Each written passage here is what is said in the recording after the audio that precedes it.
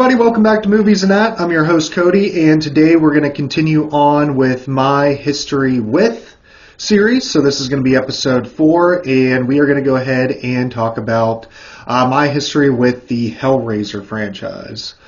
So Hellraiser was a franchise I didn't get into for about, 20 years after I started getting into horror movies, so starting with Halloween and Friday the 13th in the early 2000s. So it wasn't until about 5 years ago when I really became a pretty big fan of Hellraiser and Pinhead. Now, I remember the first time I ever saw anything to do with Hellraiser or Pinhead himself, and that was going through the horror section of the video store and coming across Hellraiser and seeing the cover art and seeing who he was. And honestly, I remember back then, thinking he was just weird, that just is stupid. He looked stupid with pins in his head and whatnot. I didn't even necessarily think he was scary, so never once even thought about him or Hellraiser. Until I started researching some horror franchises and whatnot. When I was getting into all of this. But still, even then, just doing basic internet research, I was like, yeah, that seems too dumb. It's not realistic, blah, blah, blah, like Michael Myers or Jason Voorhees was realistic or anything. But I was like, nah, that's just too far out there for me.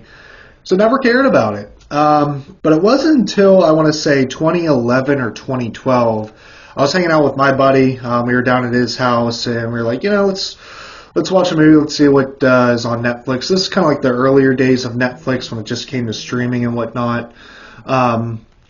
So we get there, and we're going through, and we come across Hellraiser. And I'm like, have you ever seen Hellraiser? And he's like, no. And I'm like, really nothing else on. You want to give it a shot? So we put it on, and sure enough, we watch it. And I remember after that movie, we were both looked at each other and yeah, that's very weird. It was we had no clue really kind of what we just watched, and we were both just kind of we didn't even know if we necessarily liked it. At least I didn't. And that was it. And then I don't think I watched Hellraiser again for I think a couple more years, and it was still on Netflix, or it was on a streaming site or whatnot. I wanted to watch a horror movie. I was like, all right, I'll revisit Hellraiser, and I kind of had the same feeling after that. I was like, yeah, this is just a weird movie. I didn't know how to feel after watching that movie, or kind of really what I just watched, and kind of also didn't understand the lore of the Cenobites and all that, and I didn't really care at the time to go through it and look at all of it. So yeah, I didn't watch it again, or any Hellraiser movies, I think until 2020, maybe 2021, somewhere around there. And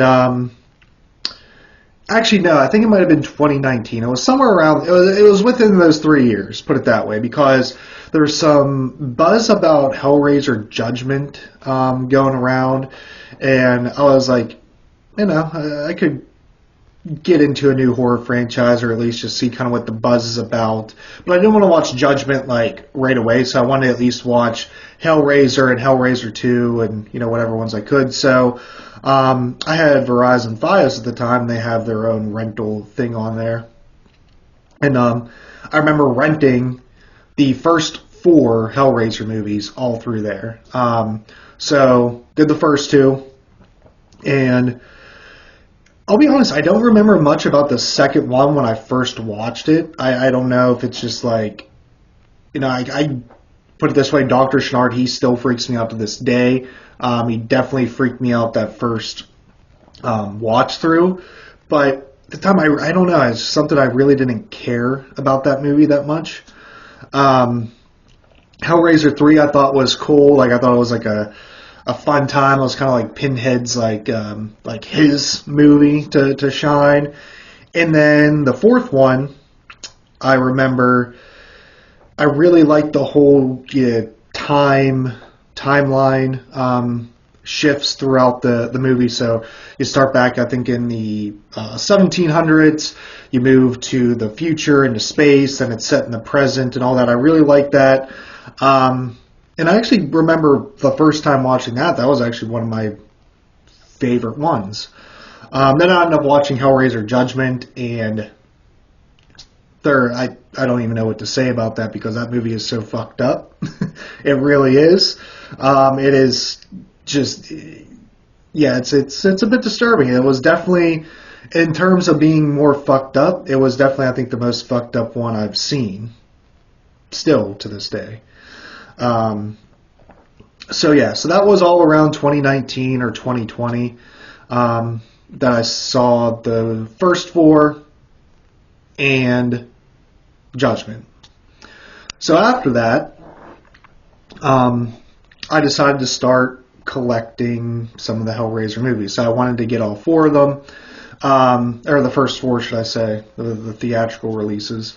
So I did. I had my wife get me the first two for my birthday, and then I ended up getting the second two separately, not long after that. So I, kind of completed that. Those are the only ones I have currently. I just have the first four theatrical. Not even going to bother with the VOD ones, at least collecting.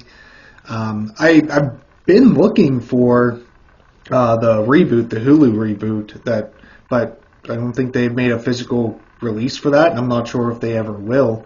But I haven't been able to find or really any information on that. But I would get that one if I could. So, anyways, the next one I did see after Judgment, should I say? So the first four and then Judgment was the 2022 reboot. And I really enjoyed that the first time I watched it. I loved that Hellraiser was kind of getting back into the mainstream. It was getting some love, and it seemed to be like this kind of forgotten about franchise. Nobody really takes seriously at all anymore. So I think they did a really amazing job with it. Some questionable lore changes, and kind of a fan of the new Pinhead, kind of not. Doug Bradley's super hard to replace, but I get they had to do something with that character. But yeah, so that was the next one I watched, was the Hellraiser Hulu reboot. Really enjoyed that one. So after I watched it, I was like, all right, I gotta at least see the rest of the franchise here. I know they're VOD. I know people talk shit on them. I get that. But I want to watch them. So started off with Inferno and went all the way up to Revelations. So Inferno was the next one. And I hear people like they, talk that one up like it's the better of the VOD sequels. And I just really didn't see it. It definitely does feel more Hellraiser-like than some of the other ones I'm about to mention, but I don't know. Like, I just didn't. It did not, like, I guess, interest me too much. Yeah, so I don't know. Don't see the love for Inferno. It definitely wasn't my favorite VOD one. The next one, I believe, is Hellseeker. So I loved when they returned Kirsty Cotton, but she was literally at the beginning and then at the end, nowhere between. Interesting plot, interesting premise, but at the end of the day, I mean, if you took the Cenobites out, there really weren't too many Cenobites, but if you took that stuff out, it could have been its own movie and a completely different plot. Not a completely different plot, but a completely different, name of the movie, not Hellraiser. Next up was Deader. So I was watching these in chronological order, the VODs at this time, because that's what I was doing. So not skipping in between anything anymore. But Deader was next, and I actually enjoyed Deader. I was like, I think this one's better than Inferno. This one's definitely better than Hellseeker.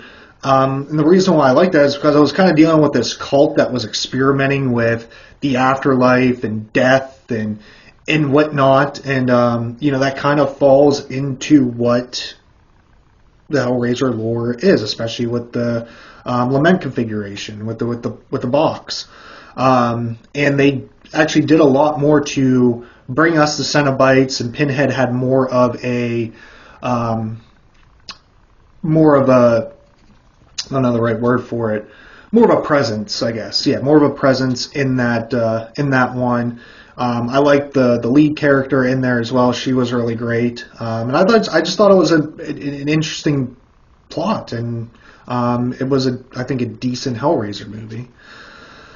But then that leads us to Hellworld, Hellraiser Hellworld. Now I remember seeing this also back in the day at the video store, the cover art for it. And I always remember like that kind of looked cool because it like was digital and like, you know, with the ones and zeros on it, like the binary, the computer stuff. And I thought it looked cool, but never once did I think about watching it or renting it because I already kind of in my mind was like, yeah, Pinhead sucks. Like I don't want to watch this. That's gonna be stupid. And I'm glad I never rented Hellworld back in the day because I would have been just as disappointed as I was then, as I am now with that movie, because I watched it knowing nothing about it, just kind of like brief plot description on it, thinking, okay, yeah, they're video game, they're gonna kind of move it into the millennium, the 2000s, with computers, computer games, online games, and that is a great way for, I guess, Pinhead to get people to open the puzzle box and do it then. He's got to get into the digital world instead of the physical analog world of solving the puzzle box. So do it digitally, do it on the computer, and you'll get the same intentions of people wanting to experience more in their life.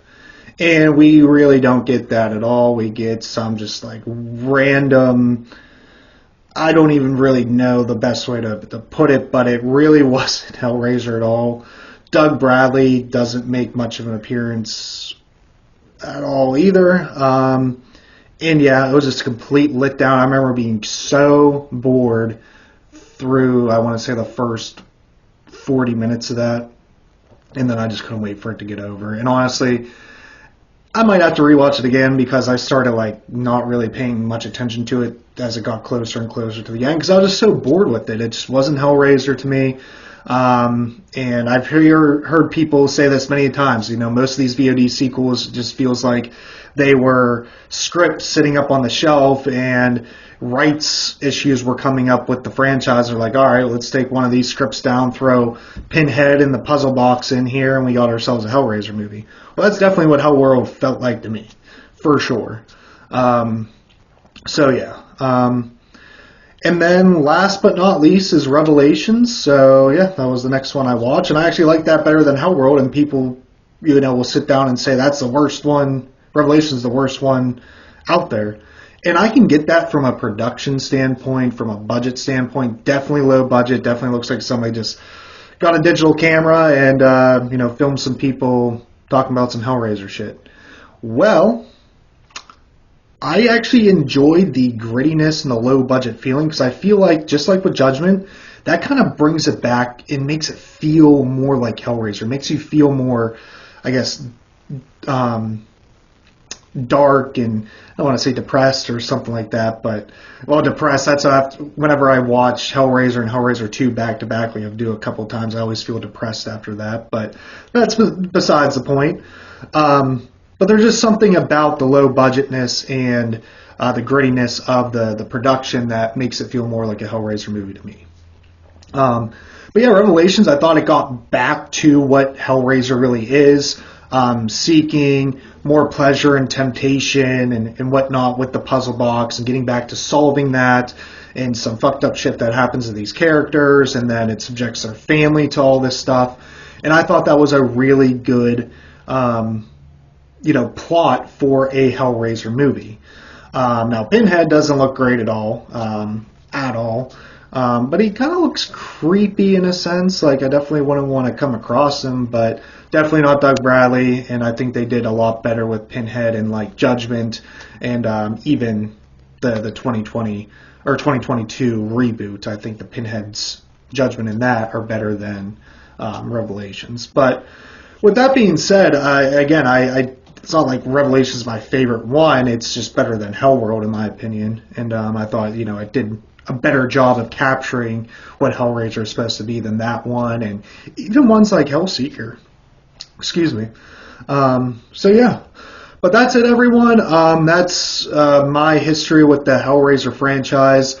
Like I said, never gave it a chance, never cared about it, actually made fun of it for the longest time. Pinhead decided to get into it one day, and now it is a staple for me to watch every year, especially in October. I always watch Hellraiser 1 and Hellraiser 2 right back to back. Well, depends, but normally one right after the other.